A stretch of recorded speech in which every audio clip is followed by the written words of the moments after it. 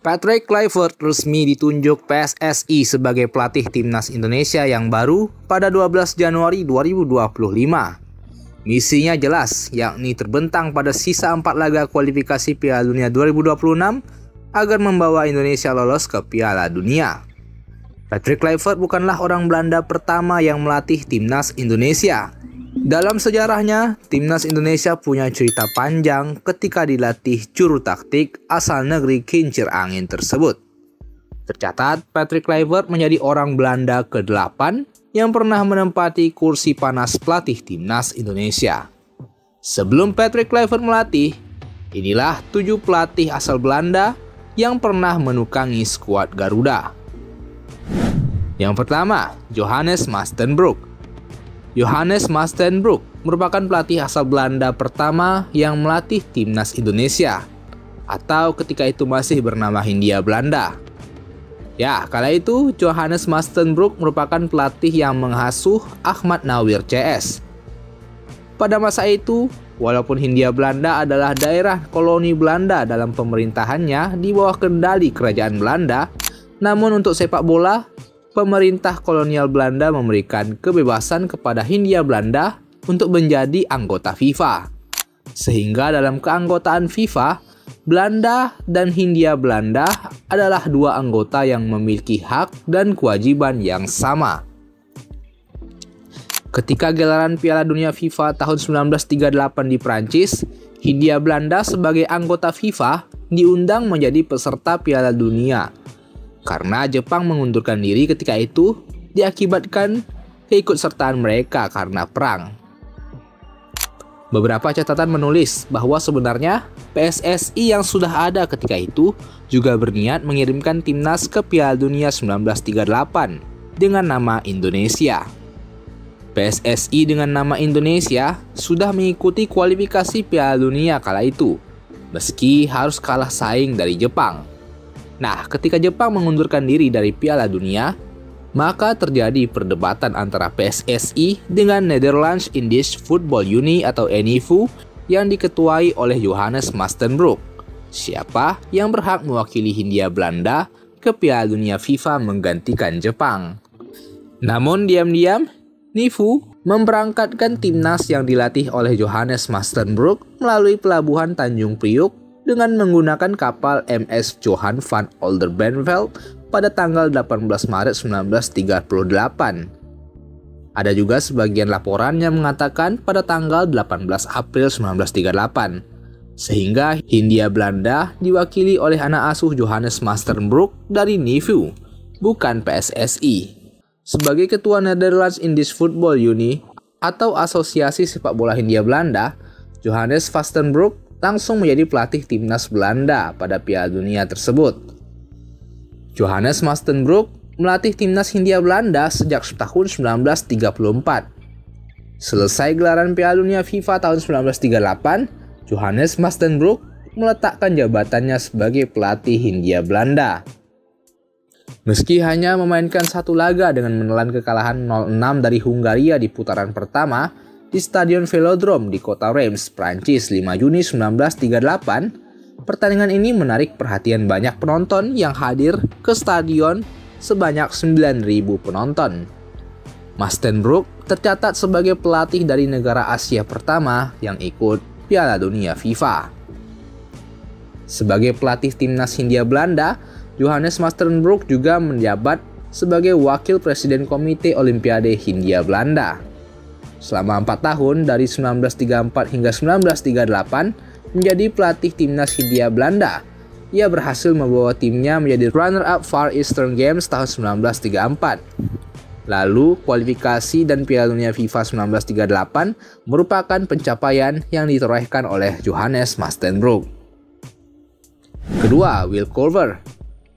Timnas Indonesia pernah dilatih oleh Will Culver, seorang pelatih asal Belanda yang dikenal dengan julukan Albert Einstein-nya sepak bola. Culver menjadikan Indonesia sebagai salah satu objek eksperimennya dalam dunia sepak bola. Usai sukses membawa Feyenoord Rotterdam meraih juara Piala UEFA pada 1974, ia menghadapi tantangan yang berbeda ketika melatih sepak bola Indonesia pada tahun 1975. Pada saat itu, PSSI yang dipimpin oleh Ketua Umum Bardosono menunjuknya untuk mempersiapkan timnas Indonesia menghadapi Olimpiade Montreal di Kanada pada tahun 1976. Setahun setelah itu, Will Curver sempat kembali ke Belanda untuk melatih Go Ahead Eagles, namun kembali lagi ke Indonesia buat melatih timnas Indonesia dalam SEA Games 1979. Di bawah kepemimpinannya, timnas Indonesia menunjukkan performa yang mengesankan. Dimulai dengan proses seleksi yang sangat ketat, setelah terpilih, para pemain dilatih dengan intensitas yang tinggi. Salah satu highlight dari Will Curver bersama timnas Indonesia adalah pengembangan metode Pyramid of Player Development. Metode ini berfokus pada penguasaan bola individu, kecepatan, dan permainan dalam kelompok kecil, serta memberikan perhatian khusus pada setiap individu. Program latihan utamanya adalah penguatan fisik dan penggunaan bola dalam setiap sesi latihan. Saat pertama kali melatih timnas Indonesia, Will Curver memperjuangkan kesejahteraan para pemain di hadapan pengurus PSSI dengan prinsip bahwa ia tidak ingin mendapatkan penghasilan lebih tinggi dibandingkan dengan pemainnya.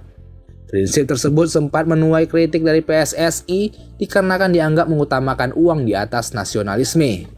Namun para pemain justru lebih mengutamakan semangat tim. Bagi mereka, mengenakan seragam Garuda merupakan kebanggaan dan tanggung jawab yang besar. Selain itu, Will Curver juga berbagi ilmunya dengan pelatih-pelatih lokal yang berpotensi seperti Sinyo Alindu, Harry Chong, dan Betsi Metulapelwa. Selama berada di Indonesia, ia sering mengadakan diskusi dengan pelatih lokal untuk mencetak lebih banyak pelatih, sehingga Indonesia dapat memaksimalkan potensi para pemainnya. Meskipun menghadapi kendala bahasa saat melatih, Curver beruntung karena banyak pemain Indonesia yang dapat berkomunikasi dalam bahasa Belanda, seperti Roni Patinasari dan Ruti Kelces. Oleh karena itu, penting bagi para pemain untuk aktif mengembangkan kemampuan yang mendukung proses latihan mereka. Dalam sejarahnya, Will Curver mencatatkan pencapaian tertinggi dengan mengantar timnas Indonesia lolos hingga final playoff Olimpiade 1976 sebelum ditaklukkan oleh Korea Utara, dan juga medali perak SEA Games 1979. Ketiga, Frans van Balkom. Setelah Curver, orang Belanda ketiga yang melatih timnas Indonesia ialah Frans van Balkom. Sosok satu ini mulai melatih timnas Indonesia pada dekade 80-an. Sebelum melatih timnas Indonesia, Van Balkom malah melintang melatih tim-tim dari Asia seperti Yomiuri FC atau sekarang bernama Tokyo Verdy, klub asal Jepang, lalu timnas Hong Kong, dan Shahbaz Tehran, klub asal Iran. Ia ditunjuk PSSI buat membawa Indonesia bersaing demi meraih tiket kelolosan ke Olimpiade 1980. Balkom segera membentuk skuad timnas Indonesia untuk mengikuti pra-Olimpiade 1980. Namun kiprahnya melatih timnas Indonesia hanya berjalan singkat, yakni setahun. Meski ia bisa membawa tim merah putih ke fase grup kualifikasi Olimpiade 1980. Menariknya, pemecatan Van Balkom sempat diwarnai isu tak sedap. Mengutip dari laporan koran Tempo terbitan 21 Juni 1980, Van Balkom dipecat lantaran ia dituding membentak petinggi PSSI. "Saya disebut telah bersikap kasar kepada Sekretaris Umum PSSI," kata Van Balkom ketika itu. Setelah dipecat sebagai pelatih timnas, Van Balkom kala itu ditunjuk menjadi pelatih klub Galatama Pardubice. Keempat, Henk Willems. Henk Willems adalah salah satu sosok yang berjasa besar buat perkembangan sepak bola tanah air. Prestasinya gemilang, baik di level klub ketika menangani Bandung Raya maupun saat dipercaya menangani timnas Indonesia. Pelatih asal Belanda ini menjadi pelatih asing pertama di era Liga Indonesia yang berhasil mempersembahkan juara buat klub yang dilatihnya. Kala itu, Henk Willems membawa Bandung Raya menjadi juara di Liga Indonesia, tepatnya musim 1995-1996. Berkat performa menawan Henk Willems bersama Bandung Raya, termasuk runner-up semusim setelah juara, jabatan pelatih timnas Indonesia pun diembannya.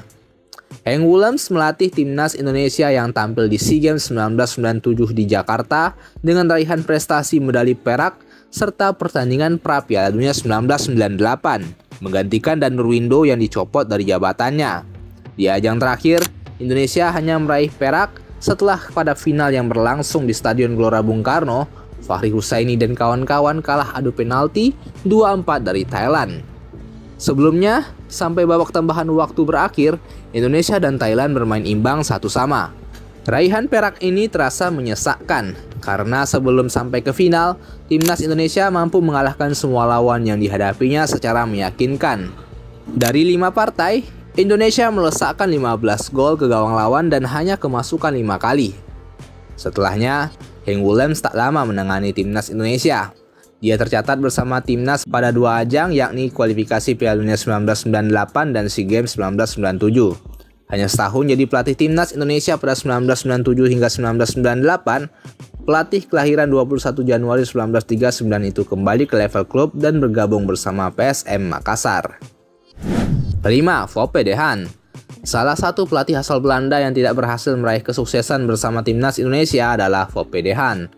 Foppe de Haan bukanlah pelatih biasa.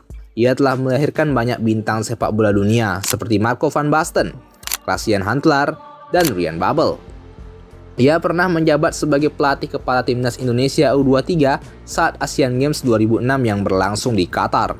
Pelatih yang sukses membawa Belanda meraih gelar juara Piala Eropa U21 pada tahun 2006 dan 2007 itu diharapkan dapat mengangkat performa tim Garuda Muda. Namun, hasil yang didapatkan sangat jauh dari harapan yang diinginkan. Setelah menghabiskan 19 tahun melatih SC Heerenveen di tahun 1985 hingga 2004, De Haan diberi waktu 4 bulan untuk mempersiapkan timnas U23 melalui program pelatihan di Belanda dengan bantuan pelatih lokal Bambang Nurdiansyah. Sayangnya, performa di lapangan tidak sesuai dengan harapan. Timnas U23 mengalami kekalahan telak 0-6 dari Irak, kalah 1-4 dari Suriah, dan hanya mampu bermain imbang 1-1 melawan Singapura. Akibat hasil buruk ini, Ketua Umum PSSI kala itu, Nurdin Halid, memutuskan untuk memberhentikan De Haan dari jabatannya. Foppe de Haan pernah mengungkapkan bahwa melatih timnas Indonesia, bahkan di level U23, merupakan tantangan yang sangat berat. Beberapa highlight yang disampaikan olehnya menunjukkan bahwa pemain Indonesia sudah mengalami salah urus sejak usia dini dan tidak mendapatkan pelatihan yang memadai. De Haan menyatakan bahwa seharusnya di level U23, ia bisa fokus melatih pemain untuk memahami strategi sepak bola. Tapi kenyataannya, ia masih harus mengajarkan teknik-teknik dasar. Selain itu, ia juga menyoroti pola kerja yang tidak ideal di timnas Indonesia, termasuk adanya intervensi dalam pemilihan pemain. Di sana ada kalangan yang mempertaruhkan harga diri di timnas. Meski timnya kalah, mereka tidak mau tahu. Yang penting hasilnya harus bagus, ujar De Haan kepada radio Nederland Worldwide. Saat timnya gagal, yang lebih mudah disalahkan adalah pelatih, supaya dia sendiri terhindar. Saya tidak bisa memanggil pemain yang saya inginkan. Kemungkinan ada pengaruh kolusi atau nepotisme, sebab belakangan kami dengar ada pemain-pemain yang lebih bagus yang tidak terpanggil, tambah Foppe de Haan. Keenam, Wim Risbergen. Pelatih asal Belanda selanjutnya yang pernah menjabat sebagai pelatih timnas Indonesia adalah Wim Risbergen. Ia mengambil alih posisi tersebut setelah sebelumnya menjabat sebagai pelatih PSM Makassar.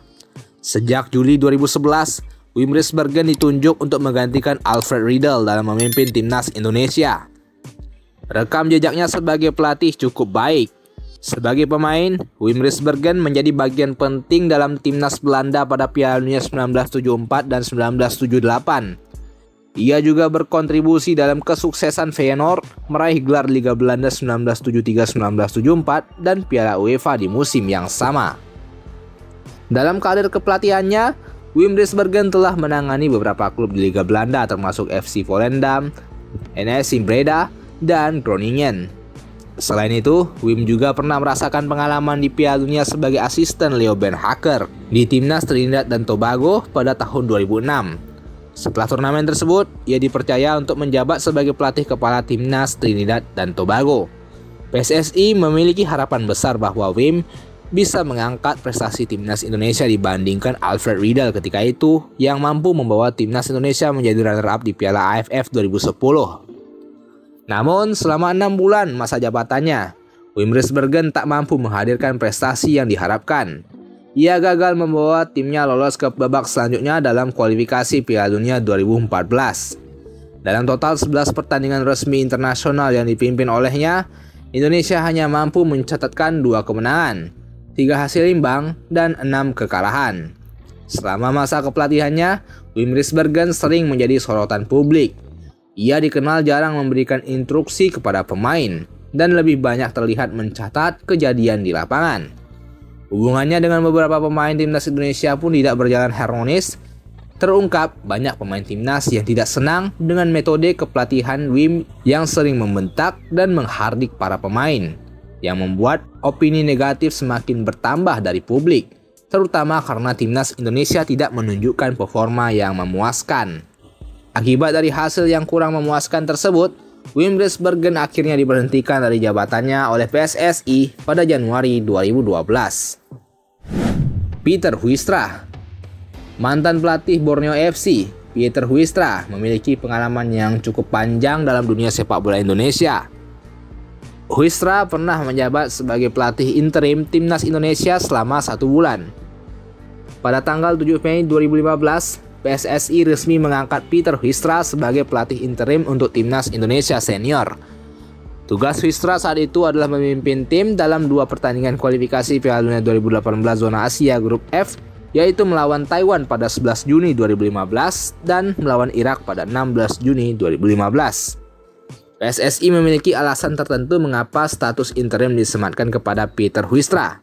Pada waktu itu, situasi dianggap tidak mendukung bagi timnas Indonesia untuk memiliki pelatih tetap. Namun, sebulan setelah penunjukan Huistra, PSSI menerima sanksi dari FIFA dikarenakan dianggap mengalami intervensi yang kuat dari pemerintah. Maka dari itu, Huistra tidak pernah memimpin timnas Indonesia di pertandingan internasional 1 kali pun. Itulah dia tadi 7 pelatih asal Belanda yang pernah menukangi timnas Indonesia. Menurutmu, mampukah Patrick Kluivert mencatatkan tinta emas dengan membawa prestasi yang lebih baik bagi timnas Indonesia dibandingkan para pendahulunya tersebut, Bung? Coba tuliskan pendapat kalian di kolom komentar. Dan jangan lupa buat like, serta subscribe channel Bung Bil, supaya kalian tak ketinggalan berita-berita menarik seputar sepak bola Indonesia dan mancanegara. Thank you.